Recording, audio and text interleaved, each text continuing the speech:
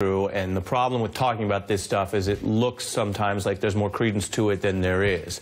This series of unfounded accusations by the president is bizarre, it's bonkers, it's innuendo, and there is no evidence that's been offered in any way that President Obama would be directly involved in this. Having said all that, there is a way to do lawful surveillance in this country. There's two doors. There's an American door when you have probable cause before a judge that you think there was a crime in the United States, and that's a normal investigative tap or warrant. And then there's what we've been hearing so much about, this special secret foreign court, the FISA court, that looks at this, and they basically have very simple reasons to do it. They say, yes, you can get this secret surveillance order if you think that a foreign power or agent of a foreign power is talking to someone in the U.S. So you're not targeting the U.S. person, you're actually targeting whoever the foreign power is.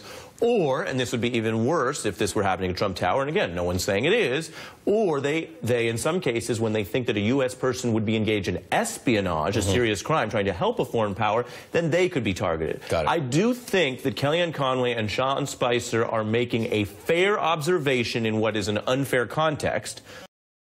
What President Trump has said without evidence is unfair. Having said that, they're making a fair point that when James Clapper said there was no wiretap targeting anyone at Trump Tower, that doesn't answer the whole rest of the questions of, well, was there ever any surveillance? The last point I'll say that is factual is we do know from the FBI inquiry that the former National Security Advisor Flynn had some communications that were intercepted, right? No one says that's a bad thing. Indeed, the President of the United States reacted to that by actually removing Flynn based on the information and the facts ascertained. Flynn was not, let's be clear, any kind of target. No one ever said that. But it is the job of our intelligence agencies to look at those foreign contacts and track them. That happens all the time.